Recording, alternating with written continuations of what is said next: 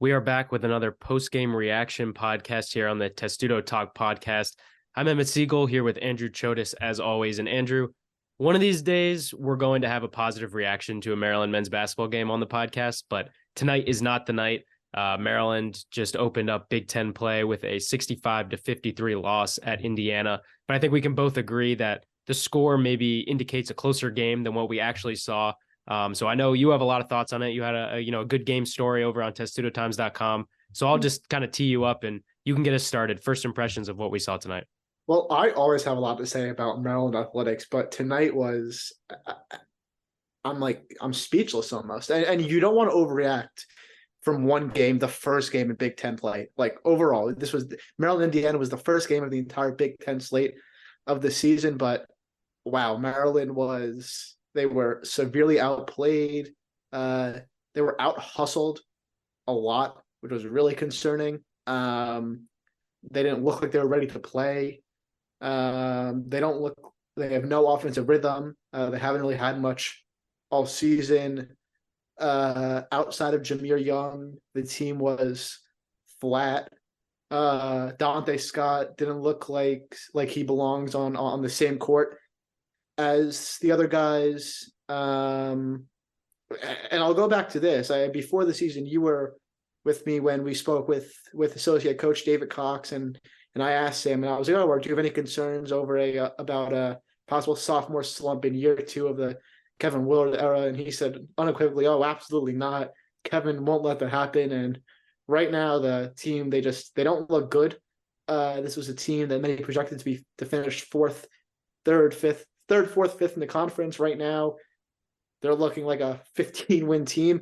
And again, I know I'm overreacting. I know there's 8 games in the season. I know last year they were 1-9 on the road in the Big Ten, and they finished 16-1 overall at home. So there's a lot of season to be played. But right now, they do not look like a good basketball team. And Kevin Willard, he echoed that exact same message post-game. He specifically called out his seniors. Let me just pull this up, so I just want to get the exact quote correct that he used. The exact quote that he used was, "I don't mind a freshman going out there missing, but we got some older guys right now that just keep doing stuff that are like, what are we doing?" And he also said that he's willing to make major changes to the lineup. He said that he really liked the intensity of the lineup with Jameer Young, Deshaun Harris-Smith, Julian Reese, Jordan Geronimo, and Jamie Kaiser. So without saying that Dante Scott's effort finished 1 of 8 today with a couple of turnovers was unacceptable. Wouldn't be surprised to see Dante Scott come off the bench against Penn State, but a lot to work through right now for the Terps. But again, still only 8 games into the season. The home magic, maybe that can continue from last year, but it's not so good right now, Emmett.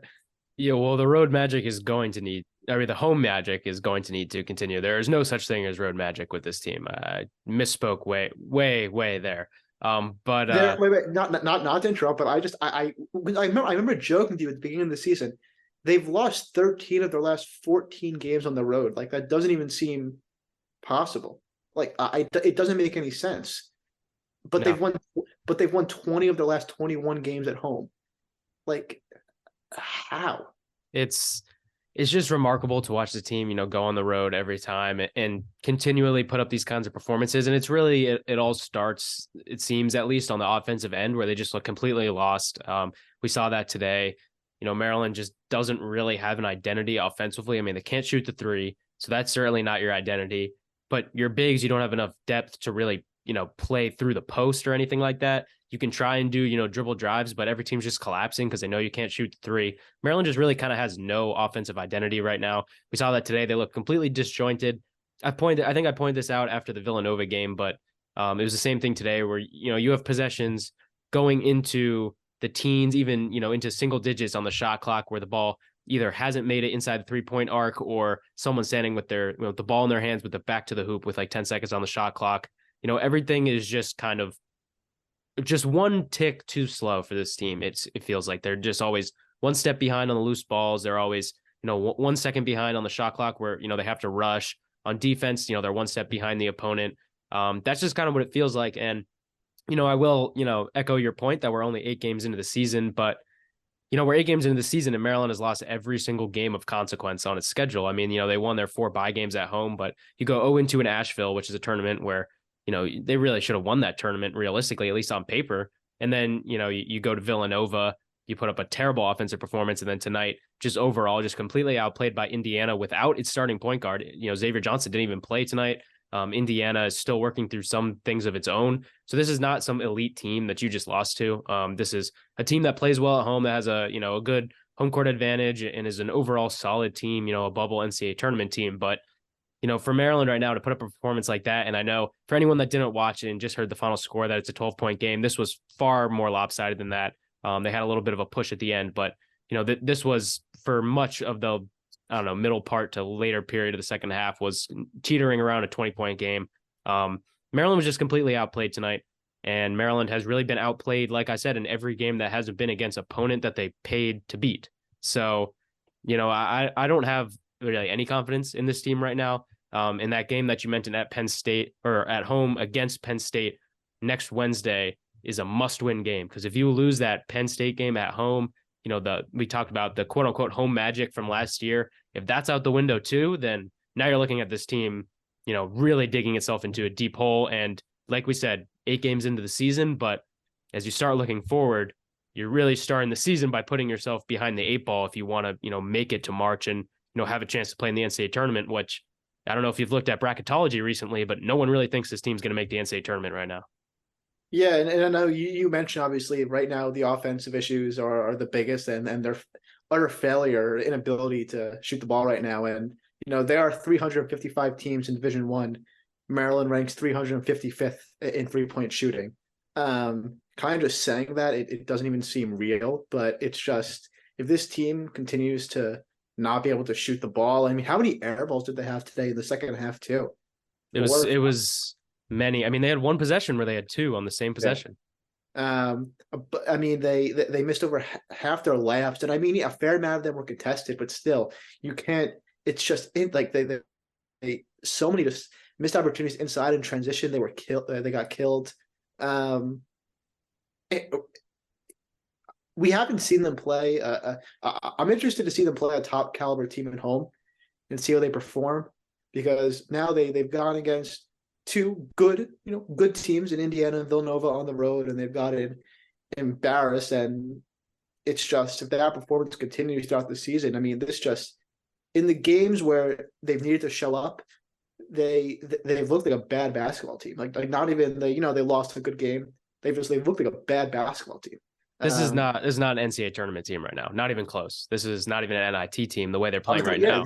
Not necessarily that they'll end up that way. They'll still work through some things, obviously, and I'm sure they'll be better towards the end of the year. But as it stands right now, from the product they've put forward, this is not a team that looks like it deserves to be playing postseason basketball. They've played 2 games against major conference teams, and they've lost those games by a combined 30 points. And really, it should have been more like 40 or 50. They kind of have had a late game surges too in those games. It's just it's embarrassing. And I mean, I know you covered the team last year and you saw the away struggles. I know they had some really bad losses on the road. I know the Michigan one comes to mind, but still you can't put forth 2 absolute stinkers in the beginning of the season. I mean, yeah. Well, the difference between last year's team and this year's team, why even though they've struggled on the road, why I would be pressing the panic button a lot more is expectations, which aren't totally their fault, but I'll just say it what it is. You're at Maryland, you're the head coach of Maryland. I'm talking about Kevin Willard now. You're the head coach of Maryland. You're talking about this like it's a top 10 job in college basketball, which is obviously very debatable, but if you want to embrace that, you have to embrace the expectations that come with it. So, Maryland has the expectations, call them unfair, call them whatever, but that is what the situation is. You're bringing a good recruiting class and stuff. So obviously there's a little bit more disappointment. But my second point before you hop in real quick, my second point being that this team, the Asheville tournament, completely, I mean, they looked like they did tonight pretty much in the Asheville tournament against worse teams, which is what's really concerning, is that they haven't improved really at all. It feels like they're just as lost as they were at the beginning of the season. But at least last year when they struggled, they had those neutral site wins against Miami and St. Louis where they blew out teams, and they started hot, obviously with a relatively easy schedule until it got, pretty hard there in that stretch in December. But, this team right now does not look anything like the team last year where maybe you saw the flashes and you saw them beat up on some good teams on neutral sites, but they still couldn't win. They still couldn't win true road games. This team just, I mean, I don't even know if they're playing well at Xfinity Center or just maybe their opponents are weaker, but this team just anywhere away from home, just it seems to have no idea what it's doing. That's at least what it looks like to me. We were at the Villanova game, we weren't at the Indiana game, but just at least watching it on TV, what we saw tonight was not encouraging at all. And like I said, that Penn State game on Wednesday, I mean, even if you win and you don't win in a way that inspires any sort of confidence that you can improve, you're starting to really, look ahead at that schedule and be like, man, is this going to be a really, really long season for Maryland basketball? Well, no. Well, I was going to hop in when you mentioned the part of how Willard brings in a good recruiting class. I mean, right now you're playing bad basketball, and you don't have a 2024 recruiting class in the moment. So I mean, there's a lot of not so great stuff right around the program, and there needs to be some positivity. Again, you mentioned the Penn State game, obviously huge. I mean that's the game you needed to win, not even just for record, but almost for like moral reasons for the fan base to kind of keep them into it. But then looking ahead, Alcorn State, Nichols, you assume, you can never assume, but you assume they win both those games in Xfinity Center, and then you go on the road to UCLA, and I'm scared even thinking about that game on the road at UCLA. So it's not gonna go well. I mean, I'll just go on the record right now. We'll probably do something closer to that, but yeah. as it stands right now, that game does not look like it's gonna go well at all for Maryland. Yeah, not good. And then Coppin State, and then you play Purdue at home, and yeah, you have the Xfinity Center at home, but Purdue currently, they don't even just look like the best team in the country. They look like one of the best teams we've seen in a few years. That team rolled through Maui. They are so unbelievable. This season can get ugly quick, and Maryland needs to really turn it around. Yes, 100% agreed. That stretch that you were talking about in December, they're probably going to, they're going to win those games, right? They're going to beat Nichols. They're going to beat Alcorn State. Coppin State is terrible. Like one of the worst teams in Division I, so they're going to beat them. But it's just like the improvement that you were hoping to see from that stretch of bye games that we just saw. We just saw 3 straight home games where, they're against weaker opponents, but, they cruise pretty easily to victory in all of them, as you would expect. But after the Villanova debacle, after Asheville, after all of that, you were hoping that maybe they would have 10 or so days straight at home, if you're including the off days where you have a chance to work through stuff in practice, you have a chance to work through stuff in a somewhat low stakes game environment, where maybe you start to see a little bit more offensive fluidity, maybe you start to see them find a little bit more of an identity. I mean, last year, for all the struggles that the team had on the road, it had a pretty clear identity, which was it was going to play really hard-nosed defense. It was going to try and turn you over, run in transition, stuff like that. Maryland just isn't making enough shots to set up a press or anything like that. They're not forcing turnovers like they were last year. Overall, this team just doesn't seem to be constructed in a way that's super adherent towards any sort of particular identity, because you don't have a dominant post presence. I mean, Julian Reese had another good game tonight. He looks like maybe their most productive player other than Jameer Young. But even so, like you don't have the versatility on your team to be able to come up with some sort of identity that you can say, when we need a basket, we can go to that guy, or, when we need to get momentum, this is what we do. They just don't really have that right now, and they look kind of lost as a result. Yeah, no, and Julian Reese also got into some foul trouble, which really hurt the Terps. I mean, it was a 10-point game. He gets his 3rd foul. Indiana scores 10 points in a row, makes it a 20-point game. And, the front court as a whole, Dante Scott was really struggling as well, so they weren't really able to find their rhythm. Indiana had a lot of length, which really disturbed Maryland. Indiana doubled up Maryland in points on the paint, doubled them up on rebound. So we'll also have to see how that adjusts, how Maryland will play against longer teams. Obviously, tonight they struggled a ton. I feel like we should talk a lot of negatives, but some positives are Jameer Young was. I mean, he did all he could today to kind of keep the team afloat. I mean, another. I think my stats are unloading right now for me. No, but in general, Jameer Young. I know in the first half he had 12 first half points, led all scorers, and Nobody really else could get anything going. Deshaun Harris-Smith looked rushed. He kind of finally found his groove in the second half again. We mentioned Dante Scott's troubles. Jamie Kaiser, I think missed his first 3 shots as well. He tries to come off the bench and create some sort of a spark, but Jameer Young, it's a couple. I think he had 20 points. If I'm not He mistaken. finished with 20 points on 6 of 14 shooting, 1 from 7 from 3, which isn't great, Yeah. but 147, I should say. But definitely Maryland's most productive player. He led all scorers today. And I mean, but even the past few games, I mean, provided Juju's played well, but the offense is kind of falling on the hands of Jameer Young, and he is their best player, but he can't do everything for 40 minutes, and he's not getting a lot of help right now. Other guys aren't making shots, and I mean, inevitably, I mean, towards the end of last season, you kind of saw Jameer got a little fatigued, as they got into March, and can only imagine this season if he has to continue to kind of take the load for early on, how much can he sustain this? Yeah, well, it's definitely something to keep an eye out for. And like you said, towards the end of last year, you saw his numbers start to drop off. His effectiveness was not necessarily at the level that it was earlier in the season, probably because of that heavy workload. And, like you said, Deshaun Harris-Smith did not have a great couple games outside of that little stretch there tonight. But overall, when you're Jameer Young and you don't really have another guy that you can really trust, handling the ball, you're going to have to play huge minutes. Shahari Long has looked better than last year, but he's still not the kind of guy that you can rely on to give you a ton of minutes off the bench or anything like that. He'll be another one of those guys that's, in the rotation. But, yeah, Jameer Young was Maryland's best player overall tonight. Not surprising, but it was otherwise just kind of not a great night. I will say we've alluded to Indiana's depth in the front court and their how prolific that group seems like it can be. I was really, really impressed by Khalil Ware.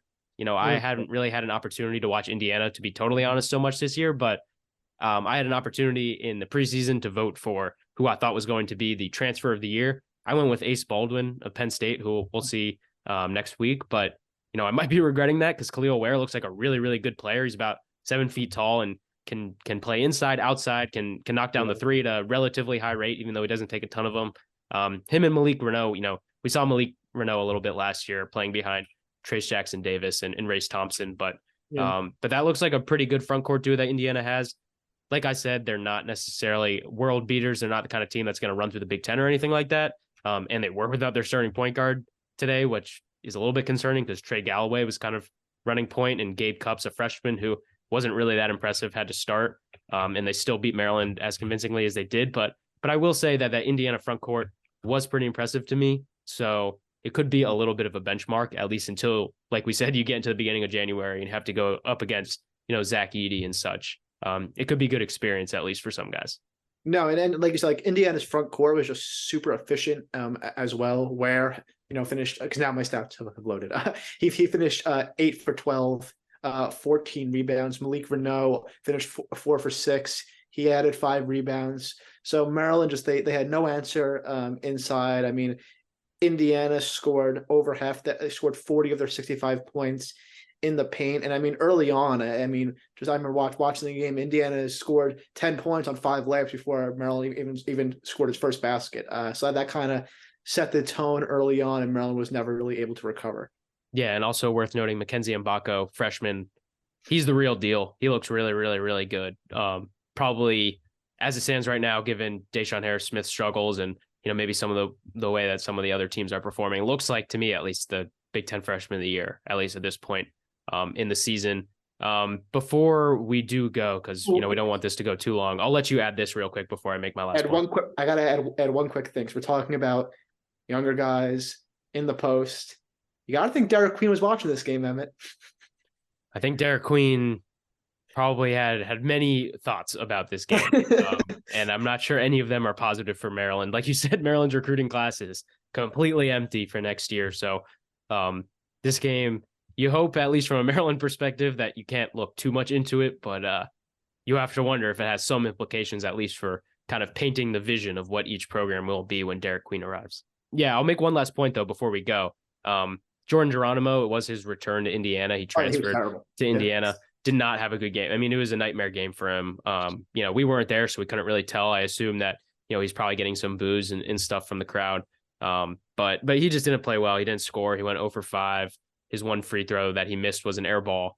It was just not his day after having some pretty productive performances, albeit once again, I have to disclaimer everything with these are against, Ryder and South Alabama and such. So it's not necessarily at that level of Big Ten play, but we will definitely see what this team is made of. And like you said, Willard was saying, maybe we'll see some lineup changes. They need to push some sort of buttons because right now, the way that everything is going, it does not inspire confidence for the rest of the season. Yeah, Andrew, you want to sign us off? sure. Yeah, Maryland embarrassed in its Big Ten opener, 65-53 by Indiana. This was Emmett and I's very instant reactions, but it's right now the outlook for Maryland men's basketball. It's not great. We'll be back later this week, probably before Maryland takes on Penn State to preview that matchup. And if not, we'll be back shortly after that game to provide an instant reaction. Absolutely, and we might be doing a crossover episode with Oh, another yeah. podcast Yeah. potentially early in the week. We'll also be finding out Maryland's bowl destination on Sunday, so you can always keep up with all of our coverage on testudotimes.com as well for a little bit more immediate and written word coverage if you guys are all into that. But thanks everyone for listening so much, and we will see you soon.